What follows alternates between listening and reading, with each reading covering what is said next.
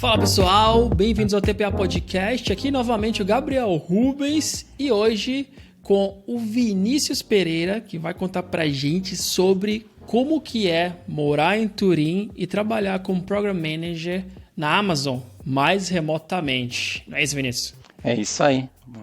Bom dia, boa tarde, boa noite. Não sei que hora você vai ouvir esse negócio, mas bom dia para todo mundo, boa tarde.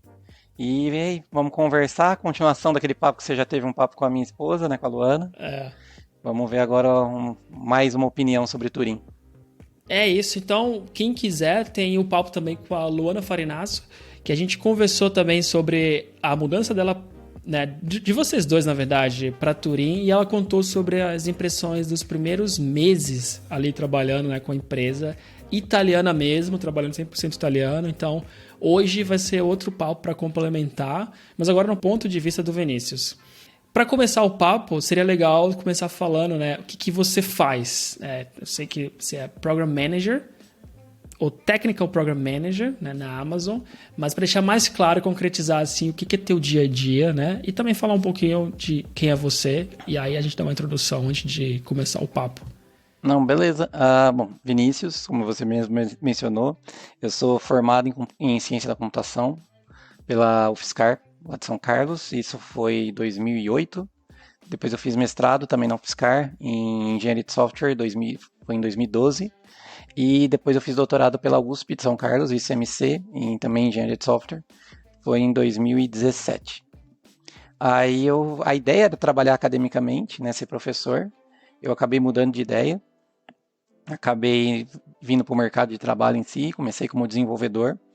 Back-end sempre foi mais meu forte, sabia uma coisinha ou outra de front, nunca me considerei, nem fui full stack. Mas trabalhei com Java, com Ruby, com Node.js, depois um pouquinho com Python, mas muita parte foi com Java e com Spring Boot. De desenvolvedor back-end, cheguei a ser um líder técnico do time da empresa que a gente trabalhava. Cheguei a ser chapter leader de teste, mas daí depois acabei entrando em agilidade e fui Scrum Master, Agile Coach, Business Agile Coach. Trabalhei desde empresa pequena até grandes bancos no Brasil e consultoria, passei por consultoria também. Depois eu fui Tech Advisor numa consultoria e finalmente, no final de 2020, eu entrei na AWS Professional Services, que é a consultoria da AWS, da Amazon, que migra os clientes deles para as nuvens. Lá eu entrei como Engagement Manager, que é um gerente de projeto, mas que também tem bastante foco com interagir com o cliente, nesse caso com o cliente que está contratando a consultoria. Ajudei a fazer a parte da migração de um banco para a nuvem, porque é gigantesco e continua até hoje. Aí depois, já dentro da Amazon, né, dentro da AWS Professional Services, eu fiz uma transferência interna, fui para a Amazon Devices.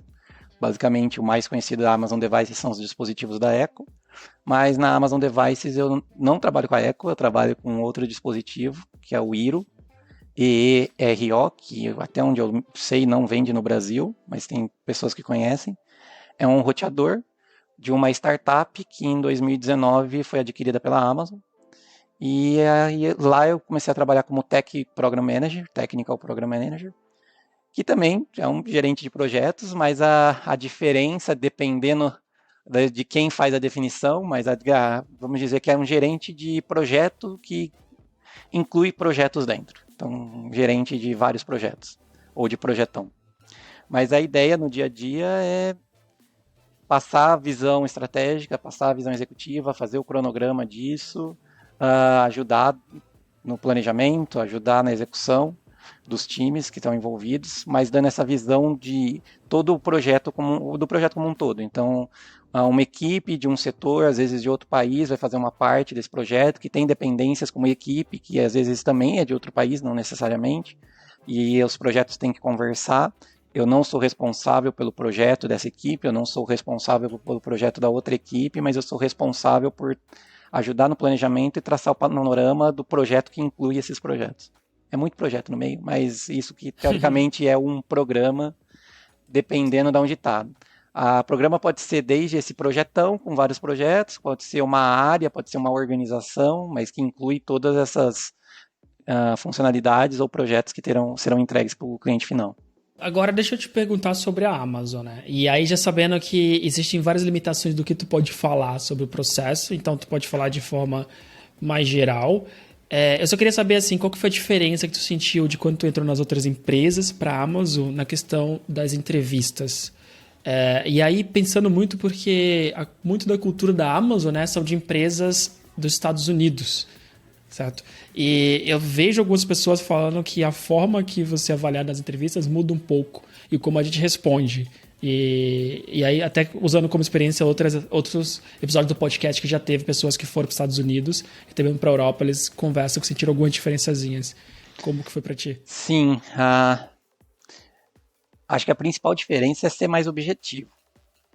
Que o jeito que você dá a resposta, você não pode contar toda a história de como aconteceu um problema, toda a história de como aquilo resolveu. Tentar ser o mais direto possível.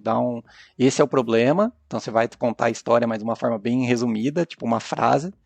Esse é o problema, isso tinha que ser feito, então o que tinha que ser feito, o que você fez disso, porque não necessariamente é a mesma coisa, às vezes você fez só uma parte dessa tarefa que tinha que ser feita, mas eles querem saber essa parte, eles querem saber o que você fez, por que eles têm que te contratar e qual foi o resultado disso, porque como já aconteceu, não é um resultado esperado, é um resultado real. Claro que você não vai contar o financeiro, se teve isso aumentou X milhões, deu um prejuízo, evitou um prejuízo de X milhões, isso evitou uma multa. Você não vai entrar nesses detalhes, porque também é sigilo da outra empresa onde você passou, mas é contar de uma forma bem resumida. Isso era o cenário, tinha essa tarefa para fazer, essa coisa para ser feita, eu fiz essa parte ou tudo, e esse foi o resultado. Então eles não entram na entrevista que eu fiz, é claro que se você for fazer uma entrevista para engenheiro de software, eles vão entrar nisso, mas eles não entram no detalhe, resolva tal coisa com o algoritmo X. No meu caso, não chegou nesse ponto, mas as entrevistas eram bem diretas. Eu lembro que eu fiz uma entrevista no Brasil para uma outra empresa, que a minha entrevista foi 3 horas batendo papo com o CTO.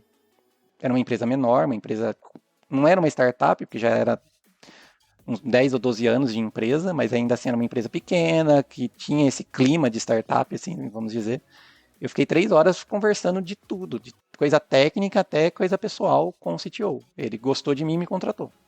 Eu fui para uma outra empresa que eu fiz entrevista, que eu fiquei tomando café com o CEO da empresa, ele também ficou conversando comigo. Então era um negócio. Eles estavam, obviamente, testando a gente, fazendo perguntas e tal, mas você via que era claramente um ambiente mais informal. Ali era bem direto, bem objetivo. As pessoas eram simpáticas, não estou falando que era extremamente formal, né? O pessoal também perguntava as coisas para você, mas tem aquele tempo de entrevistas, tem que entender que eles também têm outras entrevistas, tiveram outras entrevistas antes da sua, eles vão fazer outras depois de você, então eles fazem tudo naquele tempo certinho para não só não te desgastar, como não desgastar a pessoa que está fazendo a entrevista. E são 2 rodadas de entrevista, uma rodada é uma rodada bem curta e já te define se você passa para uma próxima fase ou não. A segunda rodada são várias entrevistas, pelo menos quando a gente estava no começo da pandemia, né, porque eu falei do final de 2020, eram várias entrevistas no mesmo dia, então era meio que, reserva esse dia seu, 5, 6 horas só para fazer entrevistas. Você não ficava necessariamente 5, 6 horas direto fazendo entrevista, mas você fazia meia hora, 40 minutos de entrevista com uma pessoa, tinha um pequeno intervalo, daí já tinha meia hora, 40 minutos de entrevista com uma outra pessoa. E foram, sei lá, umas 5 entrevistas, não necessariamente com 5 pessoas, porque às vezes tinha mais gente, mas várias passando para tentar encurtar tudo isso.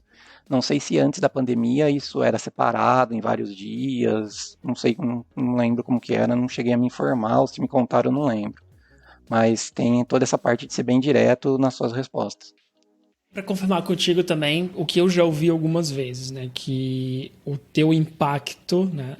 É muito importante você falar do teu impacto. Tu comentou assim por cima, mas eu queria saber se é isso mesmo, de você precisa dar muito mais claramente qual que foi a tua atuação Sim. nesse cenário que você está falando, mais Sim. do que em forma geral. Assim, eu lembro muito, não só de entrevista, mas como eu falei que eu comecei na parte acadêmica, Na parte acadêmica, quando a gente escrevia um artigo, geralmente quando a gente vai escrever, não sei se ainda é assim no Brasil, mas né, quando eu fiz a parte acadêmica lá 2008, depois 2012, 2017, a gente tinha, a hora que a gente escrevia em português era a pesquisa foi feita, lá, e a gente traduzia isso para o inglês da mesma forma, né, na voz ativa, voz passiva, essas coisas. E o meu orientador falava que a gente tinha que assumir, quando eu jogava para inglês, você tinha que assumir a autoria. Então não era a pesquisa foi feita, eu fiz, o meu grupo de pesquisa fez essa pesquisa, a minha parte foi essa. E na parte das entrevistas com a Amazon, né, com a empresa americana, eles querem saber o que você fez. Não importa o que aconteceu na empresa, qual era o cenário, a equipe fez várias coisas, beleza, legal, mas a gente não está contratando a equipe, a gente não está contratando a empresa.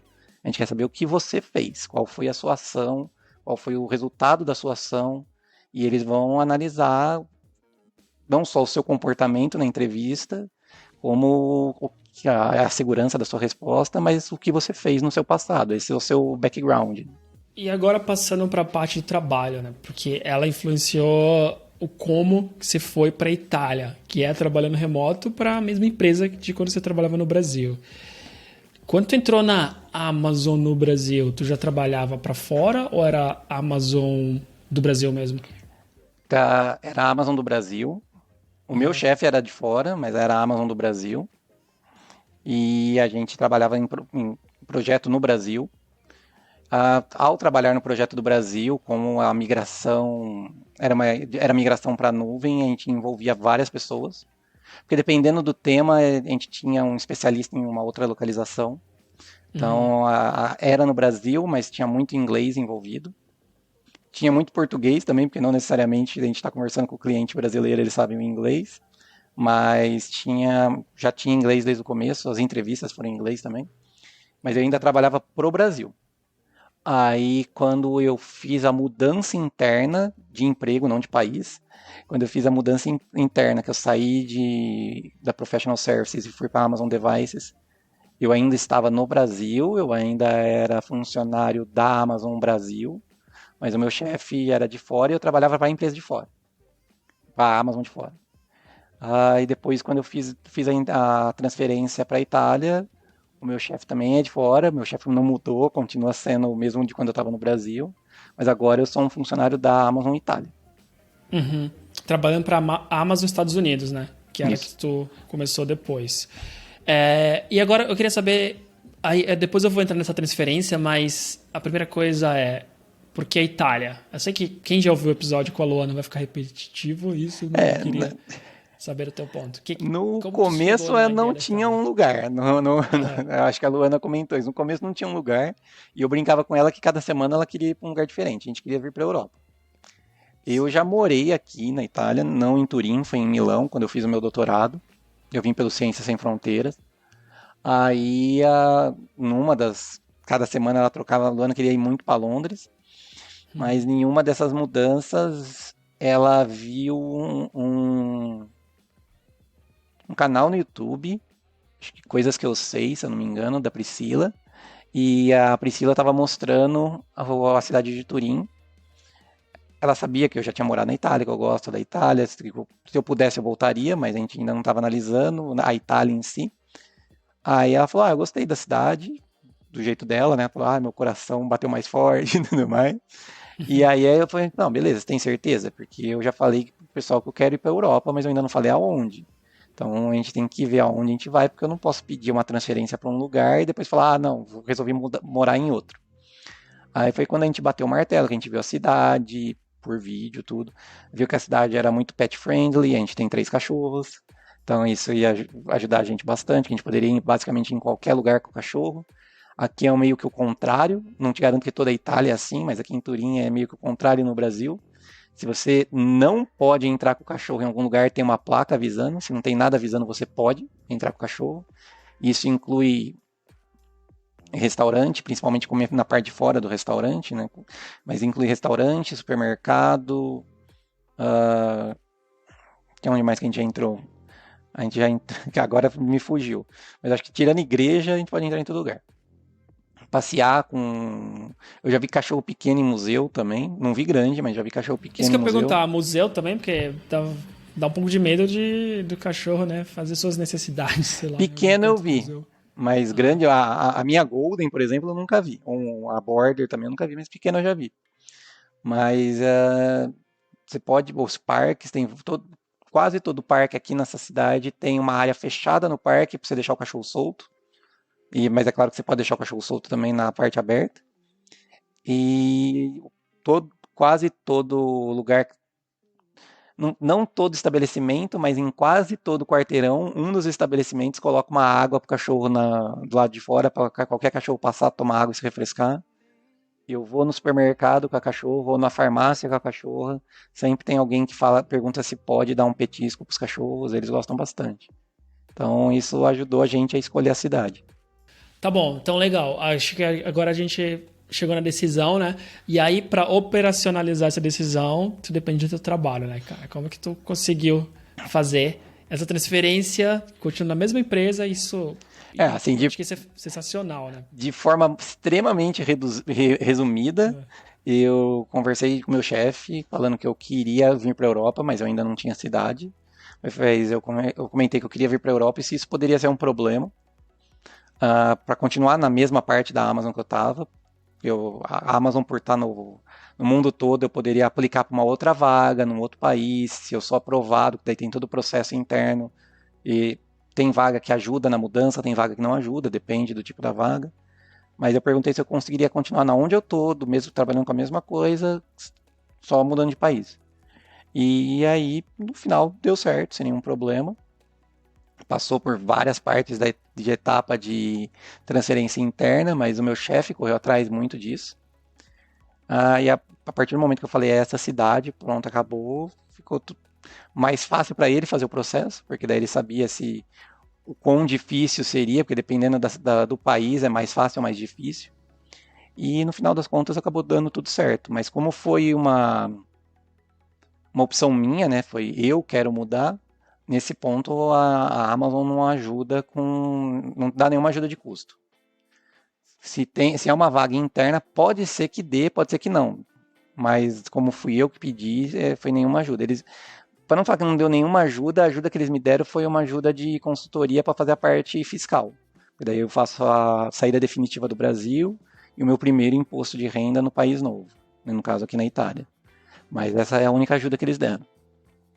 Que já foi muita ajuda, considerando que, ei, eu quero mudar de país, o que vocês podem fazer por mim? Sim, não, total. E agora que tu está falando da Amazon, do teu chefe, que te ajudou nesse processo, né? Porque acho que seria muito simples falar não, né? Porque, tipo, se vira, não é do ponto dele. Queria saber como que é trabalhar com a galera dos Estados Unidos agora. Tu falou que começou na Amazon trabalhando com parte da pessoa de fora, parte do Brasil, né? Então isso é uma coisa, mas depois tu muda para trabalhar totalmente com a galera de fora. E são todas essas pessoas dos Estados Unidos mesmo ou são vários países como...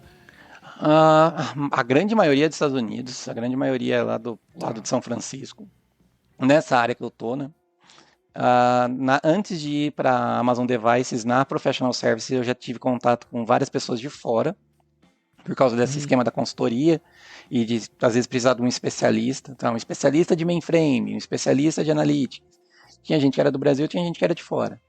Então, eu tive contato com pessoas acho que de todos os continentes, literalmente. E depois, quando eu fui para a Amazon Devices, a maioria é de São Francisco, a maioria é americano, mas tem também pessoas de outros países que agora moram nos Estados Unidos. Tem indiano, tem alemão morando lá nos Estados Unidos, que faz parte da equipe. Tem muito brasileiro também. E eu acho que a parte do Brasil é que está mais crescendo, assim, nos últimos anos. E tem uma equipe aqui na Europa, que no caso a grande maioria do pessoal da equipe fica na Alemanha. Mas essa equipe da Alemanha também tem gente de vários países. Tem espanhol, tem ucraniano, tem francês. Mas o foco principal, o local principal da equipe é na Alemanha. Então teve dois momentos aí, se eu entendi direito. Um, tu trabalhava com o pessoal, mais de dois, né? Um, mais Brasil e Estados Unidos, e depois o segundo é mais Estados Unidos e Alemanha, ou primeiro teve esse momento com a galera dos Estados Unidos, depois... Por causa de fuso horário, na época era de 4 a 5 horas, dependia se era horário de verão ou não. Quando eu estava no Brasil, de 4 a 5 horas com os Estados Unidos. Por causa desse fuso horário, eu ficava mais com o pessoal do Brasil e dos Estados Unidos. Um pouco com o da Alemanha, mas não muito. E agora, por causa do fuso horário que eu fico muito com o pessoal da Alemanha e um pouco com o Brasil e com os Estados Unidos. Então, vamos dividir isso em duas partes. Ou até para misturar, eu queria saber da parte de cultura de trabalho. Quando tu fala de como que é a entrevista e o foco que a gente tem que dar, eu acho que já começa a mostrar um pouquinho da cultura, né? De como que é o local. A Amazon sendo dos Estados Unidos e tendo a grande maioria das pessoas lá, né? Acho que isso influencia bastante em como que a empresa é. Então, como que é trabalhar com a galera dos Estados Unidos? O que tu sentiu diferente? Dado que muitos brasileiros hoje querem trabalhar remotamente para os Estados Unidos, principalmente porque o salário é muito maior, né? Então, o que tu sentiu diferente? Se pensar em termos de salário, a melhor coisa é se trabalhar para os Estados Unidos ou para alguém da Europa e continuar morando no Brasil, se for possível. Sim. Sim. Mas dependendo, as empresas grandes também, em geral, elas têm a empresa aberta no Brasil. Então, nesse caso, você vai acabar recebendo em real mesmo. Mas os americanos, eu tinha muita ideia de americano de filme e série de TV. Então, era bem aquele estereótipo de americano que a gente vê. Na rua. Tô brincando. O cara vestido de armadura dando tiro com o raio pela mão ou jogando escudo. Mas é tipo... desde pessoas sempre de terno e gravata, se a gente pensar em Wall Street, sendo que no geral eles também acabam se vestindo do jeito que a gente tá, principalmente se eles estão trabalhando de casa, até de tipo, eles sabem tudo de tudo. Eles sabem muito da parte que eles trabalham, sim, com certeza, mas às vezes algumas coisas, tipo, principalmente da gente que é de área de agilidade, eu tinha a impressão que eles dominavam completamente a agilidade. Tem muita gente que sabe a parte ágil e a gente acaba tendo aquelas discussões não no mau sentido, mas tipo, e tem isso, tem aquilo, aquela troca de ideia.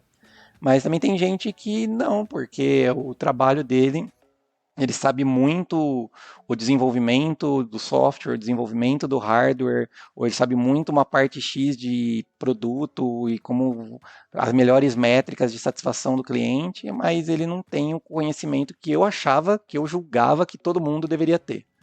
Por ser Estados Unidos, a agilidade nasceu em 2001 e tudo mais. Mas é que acaba sendo, no fim das contas, essa parte de conhecimento é mais... Eu montei o estereótipo baseado no filme ou na série que eu consumo. Assim como eles têm o estereótipo de brasileiro que todo mundo samba. Ou todo mundo joga bola. Não é a mesma coisa. Mas era isso. Pra mim era todo mundo, sei lá, o Barney do How I Met Your Mother. Sempre todo mundo de terninho e tudo mais.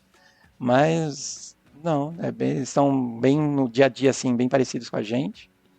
Mas eles também são bem, pelo menos essa parte onde eu tô, eles são bem preocupados com a nossa vida. Com a nossa, no sentido de balancear o profissional com o pessoal.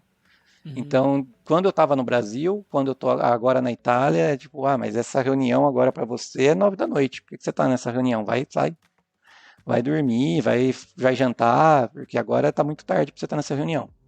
Claro que existem exceções, tem aquela reunião que é especial por um motivo X, ou então eu estou de plantão fazendo alguma coisa, mas no meu caso eu não tenho plantão, mas eu poderia ser um desenvolvedor e poderia estar de plantão, mas no dia a dia eles são bem preocupados do tipo, já deu o seu horário, você não deveria estar trabalhando.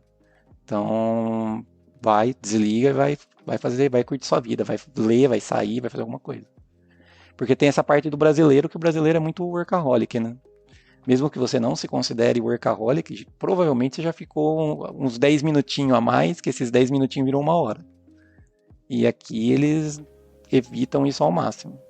Não só nos Estados Unidos, quanto aqui na Europa também. Interessante. Acho que de falar do workaholic, né? Acho que a gente não percebe que acho que essa é a diferença. Tu só começa a perceber quando tu tem contato com um mundo diferente, né? Porque eu acho que pra gente, pelo menos onde eu cresci, eu trabalhei, que não era tão ruim, mas, tipo, é só natural que a gente trabalha mais, dá aquele gás a mais todo dia, e às vezes desnecessário. Tipo, não tem muito porquê, né?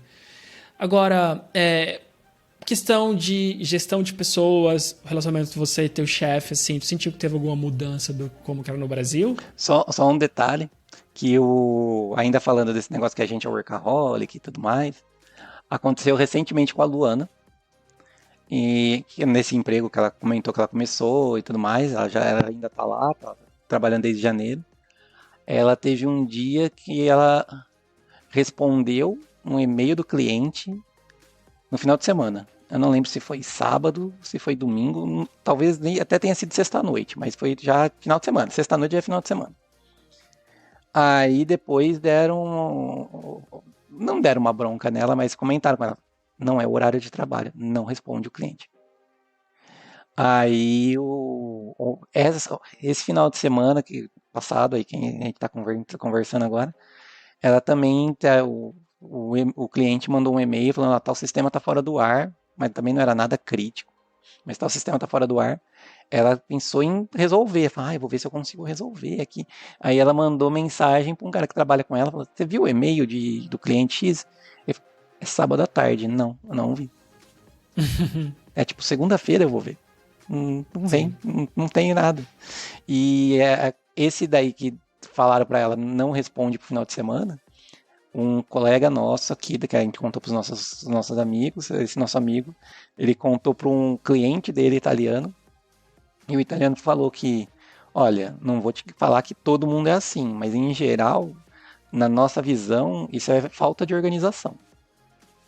Se você está respondendo o cliente, ou se você está fazendo um trabalho seu no final de semana, ou mesmo durante a semana, mas à noite, é porque você não é organizado. Se você for organizado, você faz tudo no seu horário. E pra gente não é muito que tipo, a gente é mal organizado. Talvez seja. Mas também a gente tem muito do tipo, eu tenho que fazer isso para me destacar, ou eu tenho que fazer isso para agradar o meu chefe ou o meu cliente. E eles já é meio que, não, eu vou fazer no horário de trabalho. Não tem que fazer agora, 9 horas da noite. Eu posso fazer amanhã de manhã. Sim, sim. Acho que isso exemplifica bem, né? Dizendo que a empresa dela é italiana, que ela trabalha em Turim mesmo, então exemplifica bem o que tu tá falando. E agora com o teu chefe, relacionamento mesmo com o teu chefe, colegas de trabalho. Essa forma de ser mais direto que eles cobraram de ti na entrevista também se reflete no dia a dia de trabalho?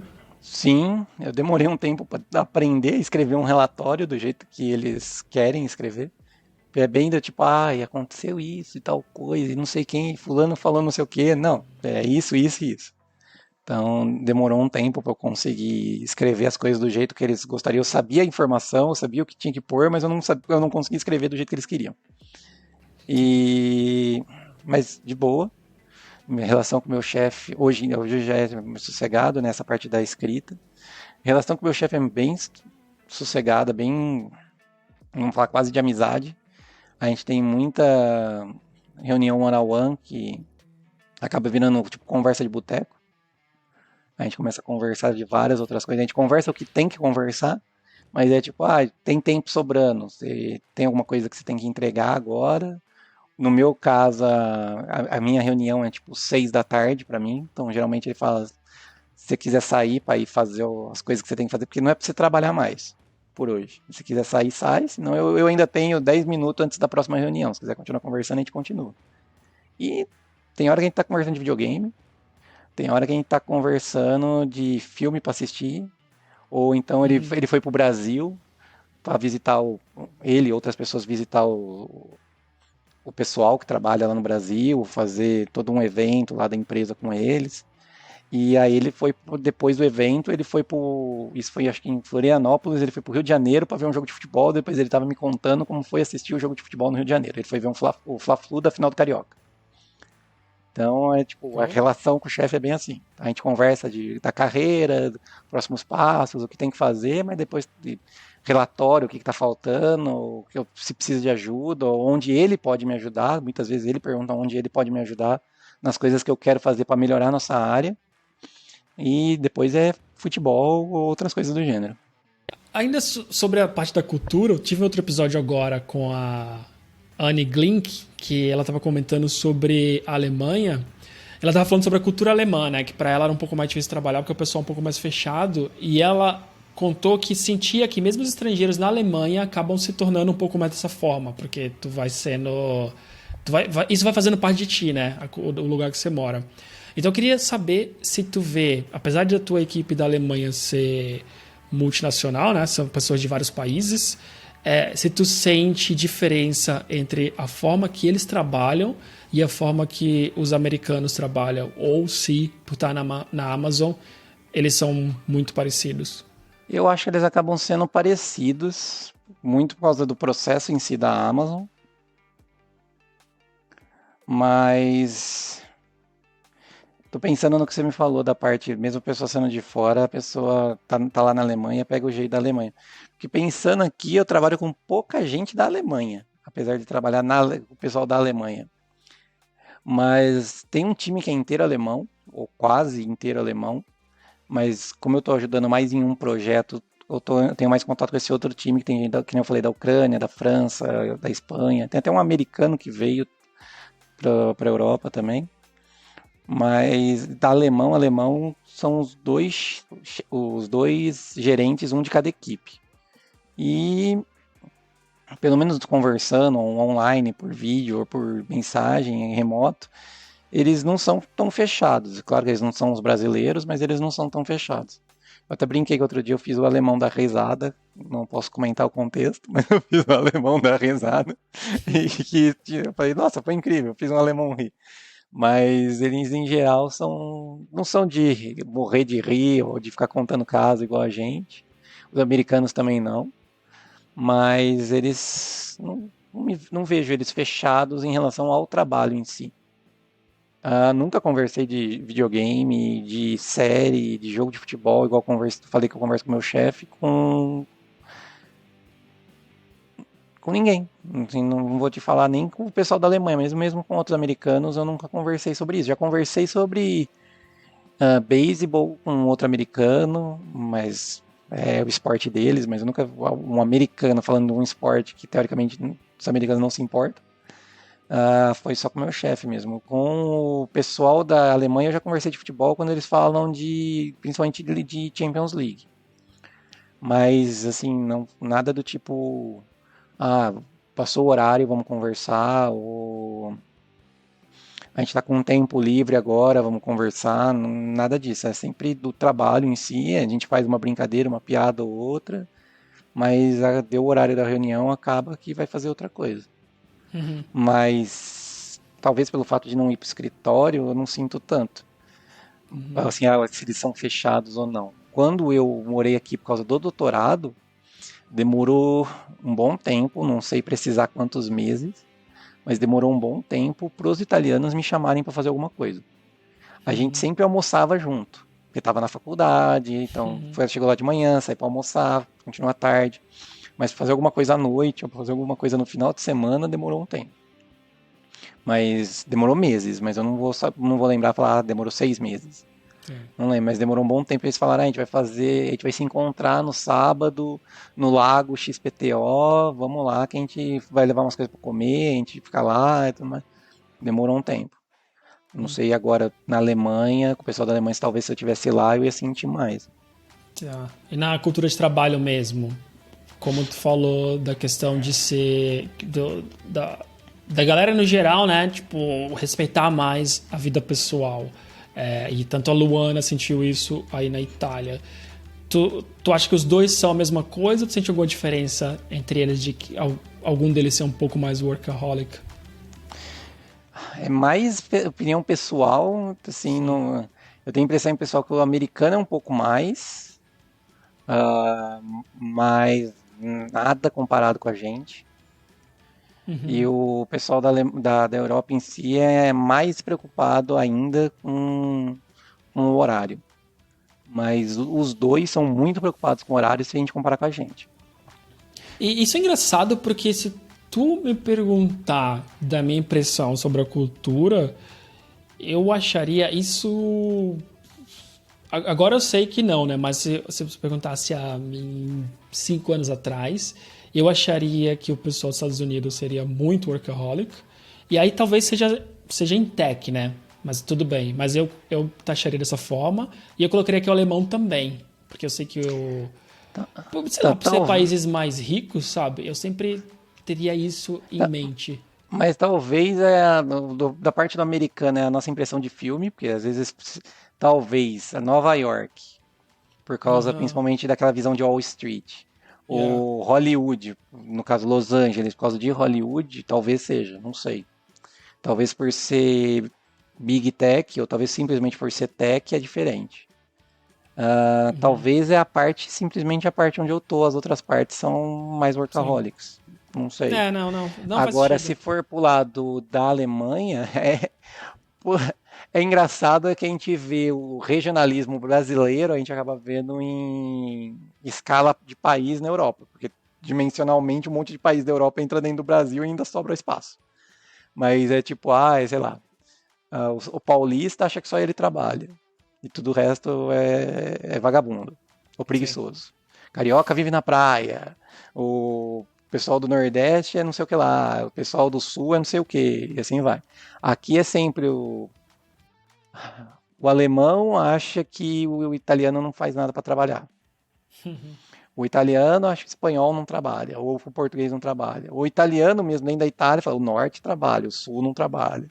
Então tem essas coisas também. Mas no fim das contas, se você for ver, eu vou falar que nenhum trabalha tanto quanto o brasileiro, mas que no sentido de o brasileiro trabalha mais do que as 8 horas por dia. Boa. O que eu vejo às vezes é que é o nível de produtividade nossa é baixo, né? Isso. Não sei porquê, não vou me aprofundar, porque eu não sei porquê, mas eu já vi algumas matérias falando sobre esse nível de produtividade de cada país, assim, é o nosso relativamente baixo. Talvez por isso, não sei. Porque quando eu converso com muita gente, tecnicamente em TI, o pessoal sempre fala que quando vai para fora, né, a maioria se sente no mesmo nível. Quando está numa dessas big techs, às vezes tem coisas específicas, né, que o pessoal já está trabalhando há mais tempo, lá na empresa mesmo, mas quando a gente fala de conhecimento técnico e também feita experiência, né, falando sobre agilidade, que tu não sentiu nada tão diferente do que tu via no Brasil, né? Eu tenho a impressão, né, assim, em algumas pessoas, não é nem tipo generalizado, é o americano, é o alemão, mas eu tenho a impressão que eu vejo mais pessoas com um perfil, sei lá, um perfil I, que a pessoa manja muito daquilo. Com um americano, com. Vamos colocar o europeu, porque, como eu falei, no time lá tem várias pessoas de vários países. Tem mais gente que sabe mais de um assunto, não necessariamente com a mesma profundidade, mas sabe mais de um assunto. E no Brasil a gente tem o cara que sabe do assunto, mas tenta te ajudar com qualquer coisa. Tipo o T e o Y, né? O perfil profissional, tu fala. Sim. Mas no Brasil, às vezes, mesmo você não sabendo, também não é todo brasileiro que é assim, mas é mais fácil você achar que, tipo, eu não sei o que você sabe, mas eu posso tentar discutir com você para ver se a gente acha uma solução. Tá. Mas é tipo, não é generalizando, o americano é só desse jeito, o europeu é só desse jeito, mas é a impressão que eu tenho. Eu pego uns caras, para conversar às vezes uns caras americanos que eles manjam o detalhe do detalhe do detalhe do detalhe do detalhe, mas é naquela área. E o brasileiro às vezes ele não sabe o detalhe do detalhe do detalhe, ele sabe só o primeiro nível de detalhe, mas ele vai te ajudar com outras coisas. O europeu também, mas o brasileiro nesse sentido parece a impressão que eu tenho que é mais. Mas ao Tá mesmo bom. tempo o brasileiro trabalha além do horário. E não necessariamente isso é bem visto. Sim. Sim, sim. Cara, e com essa galera toda que tu trabalha, e desde que tu falou, desde o Brasil ainda tu falou que já trabalhava um pouco em inglês. E, cara, como que é pra ti esse trabalho em inglês? A Amazon foi a primeira vez que tu trabalhou tanto tempo em Foi. inglês? E como tu sentia, principalmente no começo, porque agora deve estar natural, né? Depois de um tempo não tem mais erro. Mas tu chegou a ter aquele choque no começo? Ou ainda tem hoje em dia, não sei. A choque não, mas erro tem. Mas eu sou muito sossegado no sentido que, tipo, eu não me preocupo muito com a gramática em si. Eu sei que, é claro que eu não quero falar, vamos falar em português, eu não quero falar um a gente vamos, ou Sim. um nós vai, mas é uma outra língua que eu tô falando. Então eu sei que se fosse um estrangeiro falando com a gente, ele falar um a gente vamos, a gente vai entender o que ele tá falando. Então eu parto do princípio que se eu fizer algum erro gramatical, mas eu tô passando a ideia certa, a pessoa vai me entender. Então eu sou bem relaxado quanto a isso. Então acho que isso me ajuda a falar. Eu não tenho receio de falar alguma coisa errada. Ah, ainda hoje, às vezes, eu me pego cometendo erros em inglês, mas para fazer a entrevista na Amazon, porque como eu comentei, o processo todo foi em inglês, para fazer a entrevista na Amazon, eu fiz uma aula de inglês, mas era basicamente conversação. E era claro que o professor falava, você falou tal coisa errado, a regra disso é essa e essa, ou então você está errando muito tal coisa, então vamos conversar um pouco sobre as regras, fazer exercício dessas tal coisa, você faz exercício na sua casa e depois você me fala se você teve dificuldade ou não, mas o foco da minha aula com ele era conversar. E aí a gente conversou, eu até brinquei com ele que a gente tinha que criar um podcast de conversas randômicas, que a gente começava falando de regra gramatical do verbo to be, por exemplo, não era do verbo to be, mas a regra gramatical do verbo to be. A gente passava por Neymar, falava de Revolução Francesa, não sei como do Neymar a gente pulou para a Revolução Francesa. Aí de repente a gente está falando de algum jogo e no final a gente está falando de filosofia. Então era um negócio que não tinha nexo nenhum, que a pessoa que estava do lado falava, como que eles estão falando isso? Mas era de falar, para desenrolar para falar.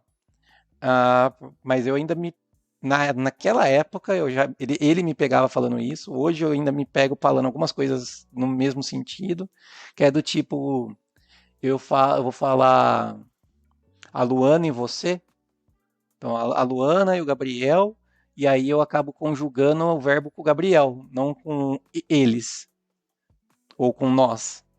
Eu acabo, como eu falei, a Luana e o Gabriel, eu fico com o Gabriel na cabeça, eu conjugo o verbo na terceira pessoa do singular. Eu fazia muito isso no presente e no passado. Hoje eu faço poucas vezes com o passado. Então eu vejo que algumas vezes eu falo no was, mas era para falar were. Eu me corrijo na hora, eu já falo de novo falando were para a pessoa. Mas eu ainda cometo esses erros. Não cometo tanto erro mais na escrita. Às vezes até para a escrita eu já sei dar a rebuscada em inglês, ou a versão executiva do inglês. Mas para falar eu ainda cometo alguns desses erros. E não fiz aula antes dessas aulas de conversação. Não fiz aula de inglês de escola pública. Aprendi muito jogando, então eu sabia ler e sabia ouvir, mas não sabia escrever certinho. Isso foi ao longo do tempo, isso foi com o corretor, desde o corretor do Word até o corretor do Google Translate. Mas falar mesmo. Só essas aulas de conversação e depois a hora de entrevista, na cara e na coragem. E depois começou a trabalhar. Mas o começo, tu achou difícil ou quando tu começou a trabalhar, tu já tinha um nível para conseguir trocar ideia com as pessoas? Eu tinha cara de pau. Nível aí é outra história. Eu tinha cara de pau para falar. Mas é aquele negócio que era difícil eu ter vergonha em português. Mesmo assim, eu acabei de entrar na empresa, eu ficava um pouco quieto para entender o processo da empresa, para entender do que eles estão falando. Às vezes o pessoal começa a falar algum jargão que ainda você não sabe como funciona. Então, em português já tinha no começo de ficar um pouco mais quieto. Em inglês foi a mesma coisa. Então, muita sigla, muita palavra que eu ainda não conhecia, porque apesar de estar fazendo aula de conversação, era migração para nuvem. Então, tinha sigla, tinha termos que você fala, que desgraça é essa? Então, no começo era um pouco mais quieto para aprender isso, mas ao mesmo tempo, desde o começo, tinha que falar. Então, eu tive sorte de ter um brasileiro na minha equipe, nesse projeto de imigração, o resto era tudo estrangeiro. Não necessariamente inglês era a primeira língua de todos também, mas na hora de conversar com todo mundo tinha que ser inglês. E desde as primeiras reuniões, a gente tinha que fazer a tradução. em loco na reunião. Que era tipo o cara XPTO, especialista nisso, ele falou em inglês uma pergunta, o cara do cliente às vezes não sabia inglês ou não entendeu perfeitamente, a gente tinha que traduzir. E em alguns cenários, e traduzir a resposta. Em alguns cenários eu não sabia o que o cara falou, não por não entender, mas por não saber a parte técnica do que diabos ele estava falando. Então ter um brasileiro na equipe para me ajudar, principalmente com a parte técnica, ajudou bastante. Mas desde o dia 1 era ter que falar inglês e ter que se virar. Claro que no começo é aquele inglês um pouco mais inseguro, mesmo com cara de pau, falando um pouquinho errado, um pouquinho mais devagar, um pouquinho mais travado. Agora é um pouco mais solto, um pouco mais fluido, mas eu consigo pegar que eu tô falando alguma coisa errada. E já o italiano? Tu estudou aí um tempo, então tu chegou, né, na Itália já falando italiano ou também teve que aprender? Já passando aí pra parte de morar em Turim, vamos sair do trabalho, vamos pra a vida na Itália. Quando eu cheguei para morar agora, né, tava enferrujado, porque de sair daqui, que foi em 2014, até voltar em 2022, eu não falei com ninguém. Para não falar que eu não falei com ninguém, um cara italiano da faculdade, ele entrou, eu mandei mensagem para ele no LinkedIn antes de saber que eu vinha para Itália. Eu mandei mensagem para ele no LinkedIn porque ele postou alguma coisa de agilidade, daí eu mandei mensagem pra gente conversar. A gente conversou em inglês. Aí ele perguntou se eu ainda lembrava italiano, eu falei uma coisa ou outra, mas fora isso eu não falei nada, nada, nada com ninguém. Então eu tava enferrujado, daí eu falava, eu sabia falar isso, eu sabia. Será que é tal coisa? Será que é tal coisa? Então eu fui desenferrujando, foi indo. A primeira vez que eu vim, como eu não tinha contato nenhum com a língua, esse eu fiz aula mesmo, fiz um pouco mais de 6 meses de aula, de livro 1, de aprendendo tudo, de italiano. Era aula. Difícil fazer isso. Quando você já sabe um pouco, voltar pra aula do começo é difícil, não? Mas era aula particular 2 vezes por semana. E fazendo exercício, e era bem tipo o básico do básico, com verbos no presente, os auxiliares, depois no passado. O italiano tem 300 tipos de passado, mas que também é parecido com o português, no sentido que tem 300 opções, né, e a gente usa uma ou duas. Também foi aprendendo futuro e tudo mais, mas usar na Itália em si era mais quando eu estava na rua, né? Porque na faculdade, por ter pessoas também de vários países, ele acabava sendo em inglês. Mas eu não sei te falar o quão ruim era meu inglês naquela época, não sei precisar, mas era o que dava. Eu sentava do lado de um chinês. Eu não te garanto que ele entendia o que eu falava e que eu entendi o que ele falava e que ele entendia o que eu falava. Mas fora de lá na rua para comer era italiano e eu acabei me virando bem. É aquilo lá, né? No começo tudo travado. No começo, quando eu fui fazer o doutorado esse 1 ano, eu fiquei quase um mês com a mala pronta, sem desfazer minha mala, porque eu achava que a qualquer momento eu ia voltar para o Brasil. Mas depois de um tempo já estava mais sossegado. E é aquilo lá, eu nunca tive vergonha de falar errado. Então, estou falando errado, dane-se, a pessoa tenta me entender, me corrige, não tem nenhum problema se me corrigir. Eu lembro de um caso que foi que eu precisava de um cadeado. Eu não lembro para que eu precisava de um cadeado, mas eu queria um cadeado. E eu falei, acho que loqueto, ou deixa eu ver como que fala a palavra direito. Até hoje eu esqueço, sempre vou contar essa história, eu esqueço. Deixa eu abrir o translate aqui. Mas a palavra era com O, eu falei com U, ou é com um, eu falei com O. E a pessoa falava que não entendia. Eu não me conformava que a pessoa não entendia, só a diferença de um U para um O. Sim. E aí a pessoa não entendia, não entendia, não entendia. E eu falava para ela, não, mas não é possível, é isso. Eu comecei a fazer mímica para a pessoa tentar entender o que eu estava falando. Isso quando tu estudava? Isso, quando eu estudava.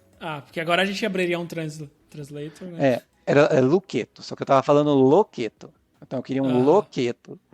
Porque eu estava, sei lá, talvez com o locker na cabeça. Sim. Eu queria um loqueto, a pessoa, não tem. Daí eu comecei a tentar fazer mímica de cadeado, eu não sou bom nessa parte de mímica, tentando fazer uma mímica de um cadeado. Aí eu bati o olho, eu vi o cadeado, eu falei, é aquilo ali. Aí ele olhou e falou, um loqueto. Eu falei, é a mesma coisa, amigo. Loqueto é a mesma coisa, você tá de brincadeira comigo. Mas até hoje meu chefe me corrige alguma coisa, ele fala, não tá errado, mas a gente, aqui no americano, ou pelo menos americano costa oeste, em geral fala dessa outra forma. Não está errado, mas se você quer ser mais natural, fala dessa outra forma. Ele vira e mexe, faz isso comigo. Italiano, não, nem tanto, mas a Lu chega do trabalho e fala, eles falam muito tal palavra, eles falam muito desse jeito, e aí a gente vai pegando. Uhum. Mas então hoje tá tranquilo, né? Pra viver aí, pra conversar. Se vira bem. Uhum. Agora vem o pessoal de quem a gente alugou o Airbnb quando a gente chegou aqui, eles já vieram aqui em casa comer, e a gente já foi na casa deles comer, eles viraram colegas. E é italiano, e a gente se vira. Uhum. E aí é legal ver que na primeira vez a Lu falava em português. E agora, na segunda vez, a Lu já estava falando italiano com eles. E é bem legal. Essa do Loqueto me lembra... No Canadá isso acontecia também. Eu lembro que tava eu e mais 4 estudantes tentando comprar uma passagem de trem para uma cidade que, tipo, sei lá, olhando em português eu falaria Ottawa, certo? E a gente tinha um brasileiro, italiano, espanhol e colombianos no grupo e todo mundo tentando falar, sabe? E foi a mesma coisa que você tá falando, eu tava inconformado, tipo, eu não ia comprar, eu só tava com eles, né? E aí todo mundo falando, aí chegou uma hora que eu tentei falar também, e aí não ia. Aí eu fiquei esperando mostrar aquela placa, né, que mostra o horário dos trens, que era a estação, e aí eu falei... The second one, segunda. Aí o cara, Ottawa. Eu falei, cara, tipo, porra, Ottawa não tá tão longe, né? Sei lá, na minha cabeça. Só que hoje, explicando português para estrangeiros, eu já entendo o cara, sabe? Porque eu já me peguei também com algumas palavras que a diferença de pronúncia de uma sílaba era pequena, sabe? E aí eu não conseguia, até quando a pessoa falou, eu fiquei, putz... E aí eu já comecei a falar agora, talvez eu entenda o cara que... Não sei, acho que se tu tiver muitos estrangeiros que tu fala o tempo inteiro, tu acostuma, né? Mas... Não, aqui tem palavras que dependendo de como você fala... Porque aqui é do jeito que você... Depois que você aprende o alfabeto, e como lê o alfabeto, o jeito que você escuta... O italiano é fácil no sentido que o que você escuta, você escreve. Tipo, dar um exemplo em português, que em português, por exemplo, se você fala za... no meio da palavra tem um za, esse za pode ser S, pode ser Z. Sa pode ser 2 S, pode ser um cedilha. Sim, isso é um saco. Explica. Quando ele pergunta, na real, é um saco. Aqui do jeito que fala, escreve. Você tem que aprender que o CI não é si, é um ti. Mas depois que você aprende isso, você escutou, é assim que escreve. Então isso é fácil. Em inglês também tem palavra que você come a letra, você não fala aquela letra, e assim vai. O Ottawa. Então, esse ponto é fácil. E aí depois você acaba entendendo que, tipo, realmente, se eu falar desse jeito é uma coisa, se eu falar desse outro jeito é outra coisa. Mas no caso do loqueto e do luqueto, não existe luqueto. Só existe loqueto. Então, se a pessoa tá vendo que você é estrangeiro, dá pra ela pegar. Então, no dia, o que eu pensei foi isso. Eu falei, cara, tipo, sei lá, tem aqui Mississauga, sei lá, não lembro como pronunciar. Tem aqui, sei lá... Montreal, tem vários nomes, eu fiquei com isso na cabeça, eu falei, não tem nada que se parece com o nome Ottawa, sabe, eu fiquei, mas sei lá, já me peguei do outro lado, por isso que às vezes eu penso que é difícil, mas eu te entendo, porque no dia eu fiquei, não eu, todos nós, a gente ficou, todo mundo revoltado, que a gente perdeu, sei lá, 5 minutos numa fila gigante, e falando a mesma coisa, não tem nada que parece com esse nome que a gente tá falando, sabe, então esse era o mais próximo. Mas enfim, língua à parte, cara, como que tá sendo morar na Itália? Tu já já falou um pouco, né, da parte das doguinhas, que é pet friendly, né? O país que é muito fácil você andar nos locais. Tem água na rua, isso já acho top demais, assim, saber que tem. Tu pode andar com as cachorrinhas e vai ter água na rua. Mas no geral, como tá sendo morar na Itália? Dito que vocês foram pelo vídeo, né? Que a Lona gostou bastante, vendo no YouTube. Tu já conhecia, né? Mas no geral. Tá tendo expectativas ou não? Tá, a gente gosta bastante, a gente não pensa em mudar de cidade. A gente gosta de estar aqui, pronto.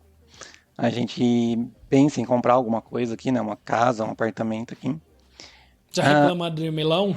Porque, né, a galera de Turim tem que reclamar de Milão. Já reclama também. A gente sabe que em Milão não tem nada pra fazer. Tem o centro, tirando o centro não tem nada pra fazer.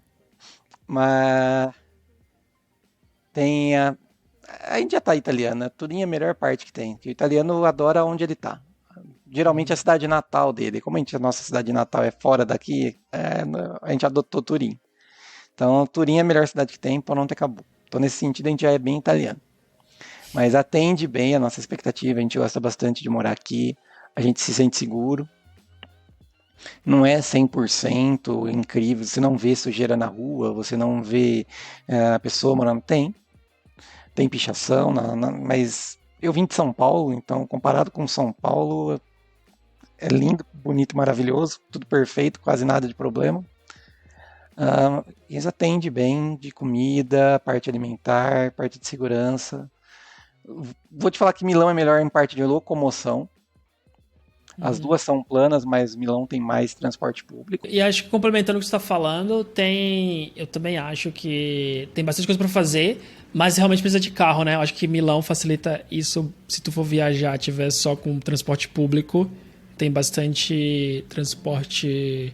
O metrô, né? O metrô acho que ajuda bastante. Tem ônibus também, mas não chega a pegar ônibus lá, mas eu consegui fazer quase tudo com o metrô, mas aí tu tem a opção, né, como eu fui aí, que a gente se encontrou semana passada, assim, a opção de alugar carro aí já facilita muito, né, então você tem carteira de motorista na rua mesmo, como tem em vários lugares, dá pra tu pegar, e não é tão grande como Milão, eu diria, e aí tu confirma, mas acho que não é tão grande como Milão, então com o aluguel de carro, dá pra fazer muita coisa aí ao redor, né. Olha, a parte de tamanho da cidade, de habitante, Milão tem mais. Sim. Tem pelo menos 500 mil pessoas a mais, eu acho. Mas, assim, de área assim, Diária. da cidade é maior, mas eu É não maior. acho que é tão maior assim. Uhum. Mas Milão tem 5 linhas de metrô, aqui é uma só. Uhum. E Milão tem muito mais opção de transporte, principalmente se você não está no centro. Aqui também tem o ônibus e tem o bonde, né, igual Milão, mas Milão tem mais opções. Eu lembro que Milão tinha van no horário noturno para quando não tinha, não sei se ainda tem, para quando acabava algumas linhas de metrô e você podia ligar para a van passar lá para te pegar e era tudo com o mesmo bilhete. Mas a Milão tem muita coisa que é no centro, ou bem próximo do centro, então você ainda também consegue ir a pé.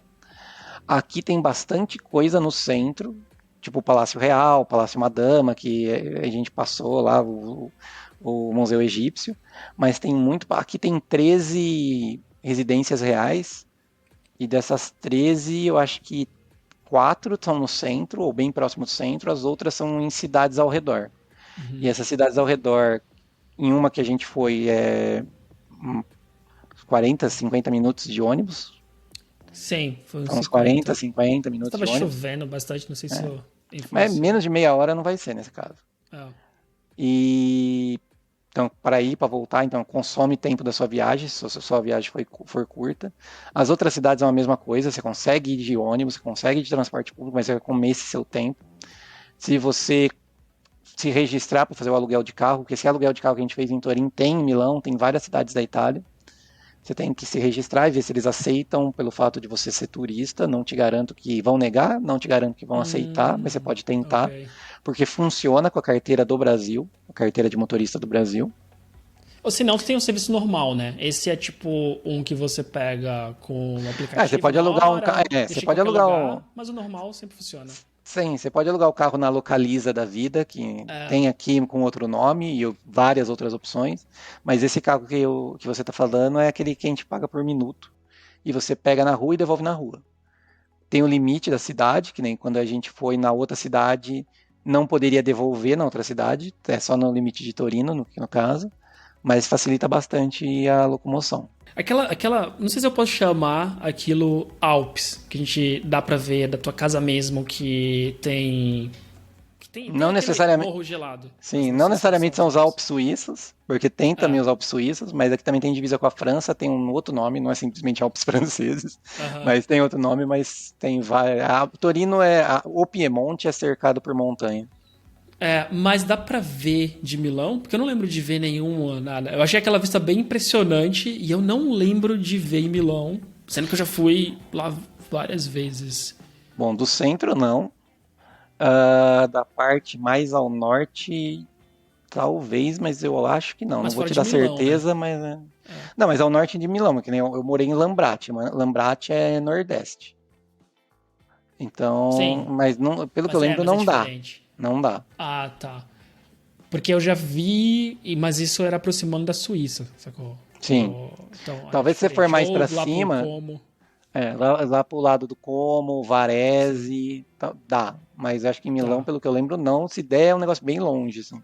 É, eu não vi, mas eu achei impressionante que em Turim você consegue ver, né? Da própria cidade. Se tiver em qualquer lugar mais alto, você consegue ver ali em volta aqueles montes gelados e é uma vista bem impressionante. Eu achei bem legal. Eu passei. E eu não lembrava de ter visto isso da outra vez. Realmente não vi. Não sei se eu não fui em nenhum lugar tão alto, porque. Não, eu cheguei na Mole Antonelliana, né? Sim. Mas eu não lembro de Hum.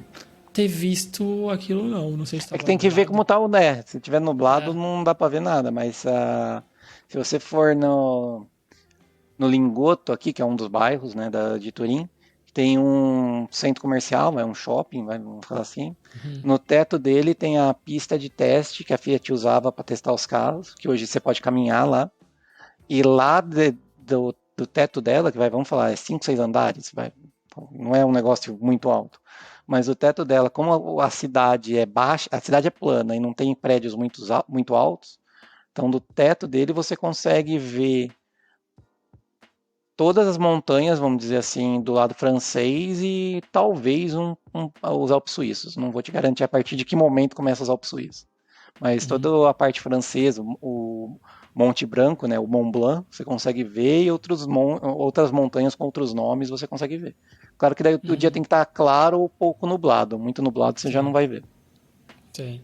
E outra coisa que vale, né, que tu comentou bastante é a história da unificação italiana, né? A Itália teve a única que é chamada de unificação tardia, se não me engano. Unificação tardia, então muita parte da história parte daí de Turim, né? Tu Sim. falou que o pessoal A, até brinca que a capital é Turim, né? sim, Não a primeira Roma. capital foi Turim. A primeira capital da Itália, né, do reino italiano foi Turim. A segunda capital foi Florença. Eu não lembro se teve uma outra capital no meio disso, pelo que eu acho, pelo que eu lembro, não. E a terceira e última foi Roma, que a parte ali da região de Roma foi um dos últimos lugares a ser conquistado para formar o reino. A Itália, o reino da Itália é de 1861. A região de Roma é de 1870, então tem esses 9 anos de intervalo. Mas mesmo antes, que era a região do domínio da família Savoia, que antes era o reino da Sardenha, apesar da Sardenha ser a ilha, não a região do Piemonte, mas fazia parte, era o reino da Sardenha, tinha o ducado, o condado do pessoal de Savoia, englobava o Piemonte, englobava parte da França, mas não desde o começo, mas por muito tempo, Turim já era a capital desse condado, ducado, reino da Sardenha, e depois virou a primeira capital do reino da Itália. E por causa disso tem muita coisa aqui, né? Tem muito palácio real, que eu comentei que tem as 13 residências reais. Ah, vamos dizer assim, o patriarca da família tinha o seu castelo, o seu palácio, daí vinha o filho dele, o sobrinho dele, dependendo do que acontecia nas guerras, assumia, fazia o seu palácio, então tem vários palácios. Aqui no centro tem o palácio onde o Vittorio Emanuele, que foi o Vittorio Emanuele II, foi o primeiro rei da Itália. Foi ele que unificou a Itália, junto com o Garibaldi, que é muito conhecido no Brasil, principalmente por causa das novelas na Globo. Mas junto com o Garibaldi eles unificaram o Brasil, a Itália. Mas o Vittorio Emanuele II, ele nasceu aqui em Turim. Então tem o palácio onde ele nasceu. O palácio não foi construído por ele ou pelo pai dele, foi um descendente que construiu. E tem o Palácio Real, onde o pai dele governou, o último rei da Sardenha antes da unificação. E aí, quando o Vittorio Emanuele fundou a Itália, virou rei da Itália, ele construiu outro castelo que fica numa outra cidade, que é meia hora de ônibus. Ou mais rápido se você for de carro. Então, cada um tem o seu castelo, seu palácio, sua residência real. Então, tem muito disso da história, de como foi fundado, várias guerras na região, várias batalhas de unificação, vários tratados também que aconteceram por aqui. Aqui foi invadido por Napoleão, então antes da Itália surgir. Assim como a família real portuguesa fugiu para o Brasil, a família de Savoia fugiu daqui para fugir do Napoleão também, não foram para o Brasil nesse caso, mas fugiram, depois retornaram. Então tem tudo isso no Museu do Ressurgimento, que é o museu contando a unificação, todo o processo de unificação, como coisas para visitar. É como se fosse, vamos falar, Roma, mas Roma fala do Império Romano, aqui fala do surgimento do Reino Italiano, a República da Itália, que é o que existe hoje, é depois da Segunda Guerra. E a brincadeira que você comentou é que tem vamos dizer, como se fosse aquelas musiquinhas que hoje em dia a gente canta muito em futebol, para zoar o outro time. Aqui tem do Torinese zoando o romano, que é Roma é uma província e Torino é a capital. Clássico, né? Todo país tem as suas. E agora eu queria saber, cara, pensando agora na história, eu queria saber, voltar pra parte de moradia aí, mas eu queria saber do que tu acha do custo-benefício do custo de vida. Tu acha a vida na Itália? Assim, claro que pra ti difere um pouco porque tu tá com tua empresa mesmo, né, locada ainda nos Estados Unidos, e tu trabalha remotamente daí. Mas no geral, como que é o custo de vida aí? Se tu acha que ele é muito elevado, ainda mais no teu caso que tu tem pets, né? 3 cachorrinhas, então isso muda um pouco. E eu queria saber também se existe, como tem em vários outros países que tentam trazer imigrantes, incentivos fiscais, ainda mais Tá. pensando na área de TI. Assim, de forma geral, a minha opinião, observação que eu tenho, é que o custo de vida, pelo menos aqui na Europa, ele é muito relativo ao país. Então, Portugal paga menos do que a Alemanha, mas o custo de vida em Portugal é menor do que o custo de vida na Alemanha. Claro que existem exceções para toda regra, e claro que também seria perfeito você trabalhar para uma empresa da Alemanha e morar em Portugal. E o contrário seria ruim, trabalhar para uma empresa Total. portuguesa e morar na Alemanha. Mas eu, pensando em dinheiro, não em conversão de moeda, para comparar com o Brasil, eu consigo fazer mais coisas, comprar mais coisas, ou ter uma vida com mais possibilidades e sobrar mais dinheiro morando aqui do que no Brasil. As coisas são mais fáceis de comprar, digamos assim, e vai desde um supérfluo como o último modelo do celular mais top que tem, quanto comida no supermercado. Claro que se você começar a comparar do tipo conversão, falar, você vai pagar €1 numa banana, isso é R$ 6, é um absurdo. Aí, mas também não adianta esse tipo de conversão. Mas eu acho que o custo de vida aqui na Itália, pelo menos, a gente consegue fazer mais coisa com o dinheiro.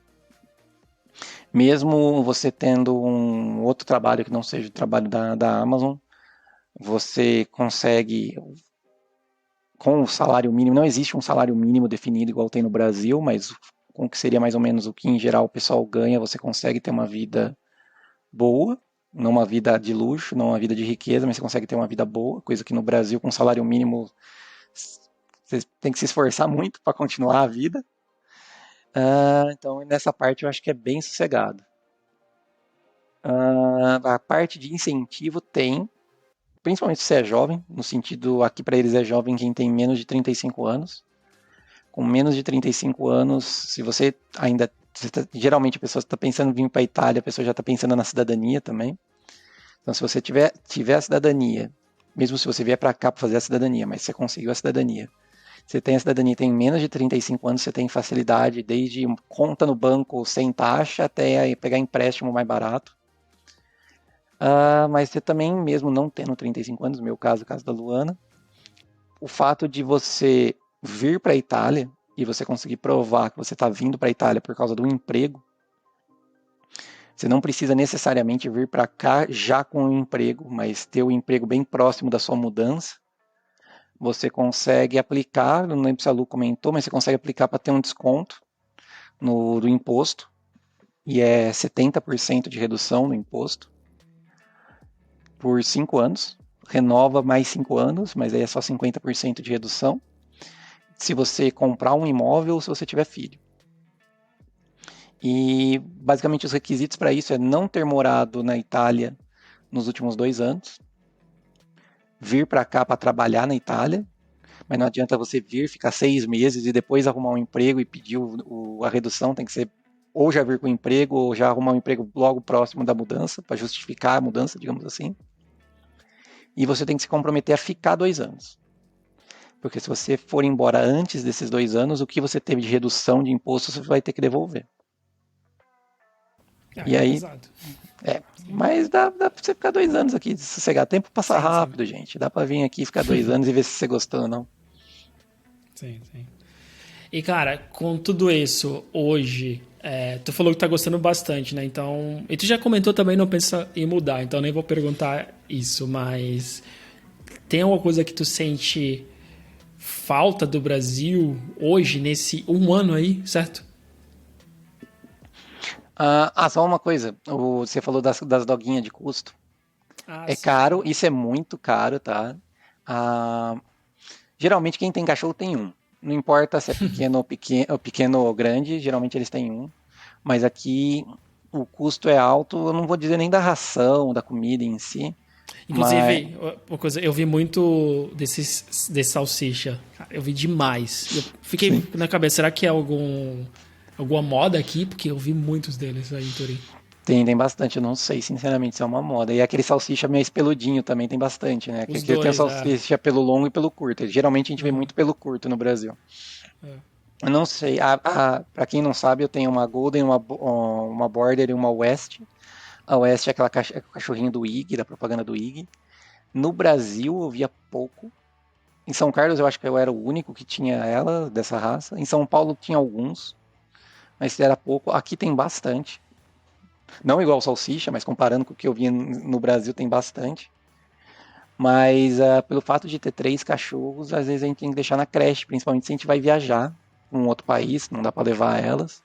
E o custo de deixar numa creche é caro demais, muito caro. No Brasil a creche é melhor e mais barata. Mesmo sendo em São Paulo, capital, a creche é melhor e é mais barata. Aqui é muito caro. Então, se você for um doido com 3 cachorros, a sua vida vai ser um pouco cara. Mas com um cachorro é mais sossegado. Agora, da outra parte que você perguntou, qual foi?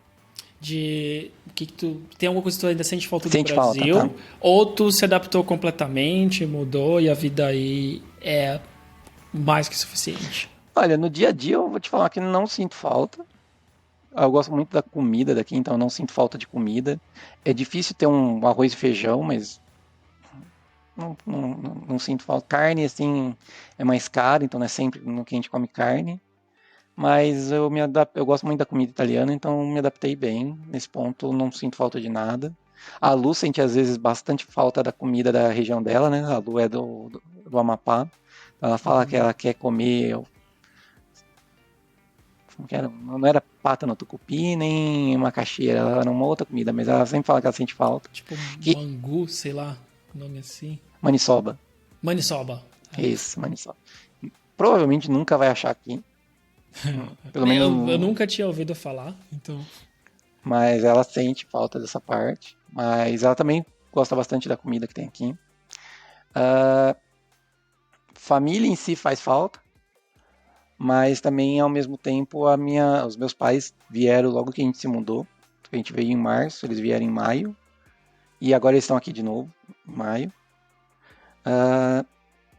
Meus irmãos aí eu já não vejo tanto mesmo, eles ainda não vieram para cá. A família da Lu também não veio ainda. Vem agora o irmão dela no mês que vem. Mas a gente conversa bastante, mesmo quando a gente estava no. A Lu, principalmente, por ser de Macapá, ela morou bastante tempo em São Paulo, não era sempre que se via. Mas mesmo eu também morando em São Paulo, não era sempre que eu via todo mundo de São Carlos, que é uma distância bem menor do que ir para Macapá. Então acho que o fato de morar em São Paulo ajudou um pouco nessa parte de distância. Claro que a gente sempre podia ir uma vez por mês, ou pegar um carro e ir para São Carlos, nesse sentido mais fácil do que vir para a Europa, mas eu acho que já não pega tanto. E a vida também com o WhatsApp é muito mais fácil, né, de ligar e conversar assim. Mas de comida, de dia a dia, de amizade, a gente tem gente que acaba, você não fala mais, outros você fala. Não necessariamente você não fala mais, você não tem mais amizade. Eu tenho um colega meu da segunda série, né? Nem segundo colegial. Eu tenho um amigo da segunda série, Caramba. que é o meu amigo mais antigo, o Joãozinho. Joãozinho, que hoje ele é um ano mais velho do que eu, então ele tem 38, ele é mais baixo do que eu, por isso que ele é Joãozinho. Mas o Joãozinho tem 2 filhos, médico formado, e eu ainda chamo de Joãozinho. Mas às vezes a gente fica mais de um ano sem conversar, mas quando a gente conversa, é a mesma coisa que sempre foi.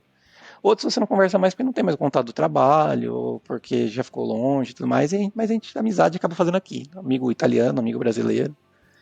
Então, de dia a dia, eu diria que não tem nada assim que eu sinto realmente falta. Tipo, eu queria estar no Brasil por causa disso. Às vezes eu sinto falta da creche, das cachorras. Porque eu vejo Pelo que nesse preço. ponto as cachorras, não nem só pelo preço, mas eu vejo que as cachorras elas tinham uma vida na creche, a vida delas era melhor. Na creche em si, na cidade com a gente aqui é melhor. Sim. Mas na creche era um negócio extremamente voltado para o cachorro. Aqui é mais tem um espaço, a pessoa gosta, mas o cachorro fica lá no espaço brincando. Não tem atividades. Entendi. Cara, então, antes de fechar, eu queria deixar espaço para ti, se quiser deixar alguma mensagem final, ou se tiver mais alguma coisa que faltou falar, se quiser também deixar teus links, eu sei que as doguinhas têm o Instagram dela, então se quiser deixar também, fica à Doguinha, vontade. o Instagram das doguinhas é muito mais movimentado que o meu. Talvez hoje em dia até mais movimentado que o da Luana. Mas, bom, LinkedIn. Depois eu posso te passar o link para pôr Claro, na claro. descrição. Mas é Vim, começo do meu nome, né? Vin, Vim Pereira. Joga lá no LinkedIn, no barra do LinkedIn que você já me acha. Porque jogar Vinícius Pereira vai começar a aparecer vários. Instagram das cachorras é muito mais movimento. Se quiser ver mais coisa de Turim, é mais no das cachorras do que no meu ou da Luana. Mas é BKM, que é Bela Kitty Milka, então BKM, underline dogs. Também você vai ver foto da nossa lá, passeando pela cidade, passeando com as cachorras. E deixa eu ver se tem mais alguma coisa para falar que a gente está esquecendo de comentar aqui. Bom, visite Torino.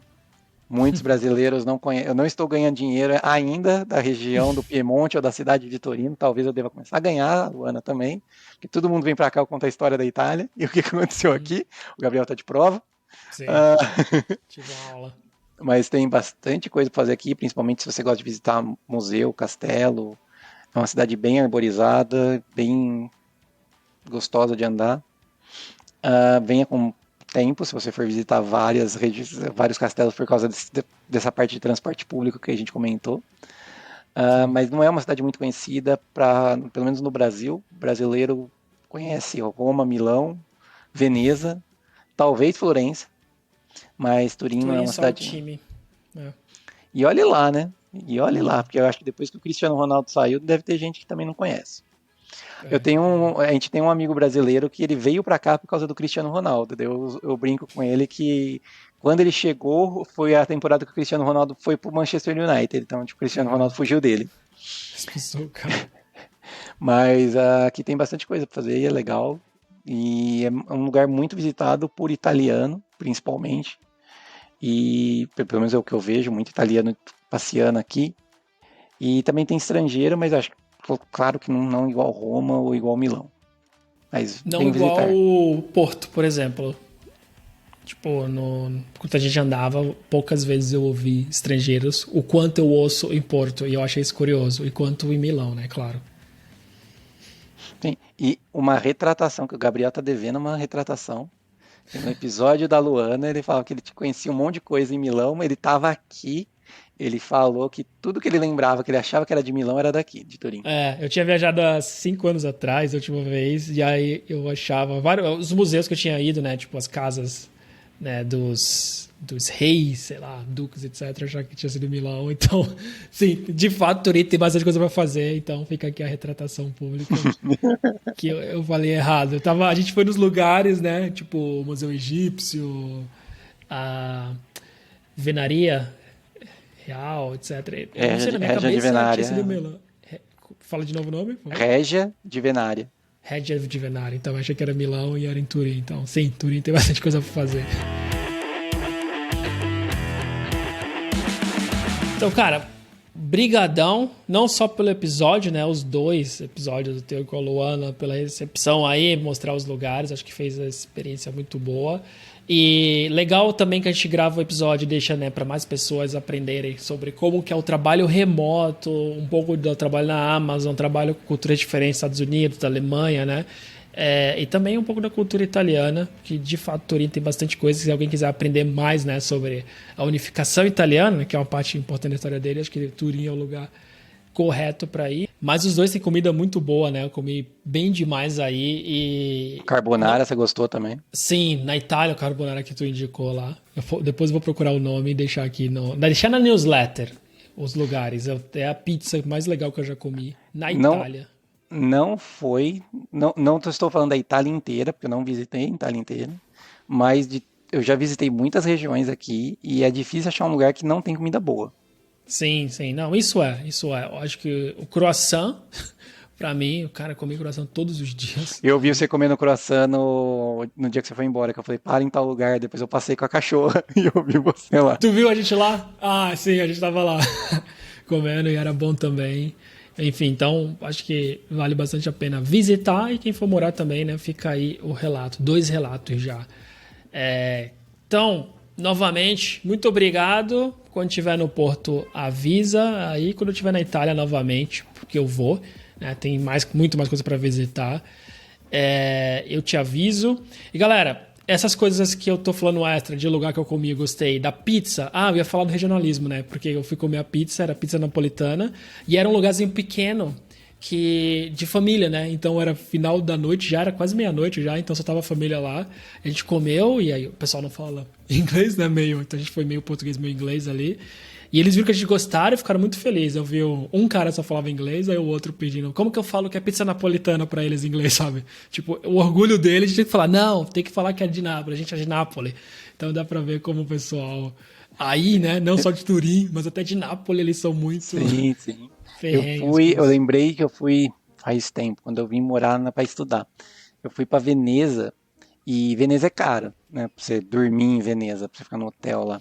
Aí eu fiquei numa outra cidade, que a cidade é estação antes, é o mesmo trem, mas você para uma estação antes, e 2 estações antes, porque na verdade uma estação antes é de carga pros navios, mas é um negócio tipo 7 minutos antes da estação final.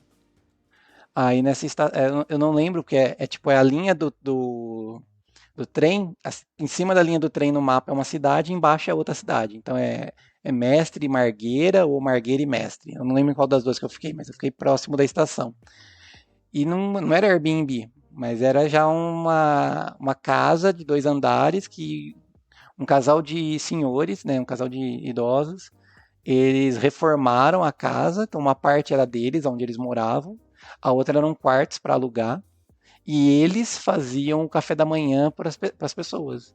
Então eu lembro de entrar lá e eles apertarem a bochecha, falar, ai, como você é bonita, você veio do Brasil, nossa, Sim. que Então, bonito. eu não ia falar, mas aconteceu isso no meu. A mulher viu, a velhinha, a nona, né, veio pegar no meu cabelo. Soltou um mamma mia.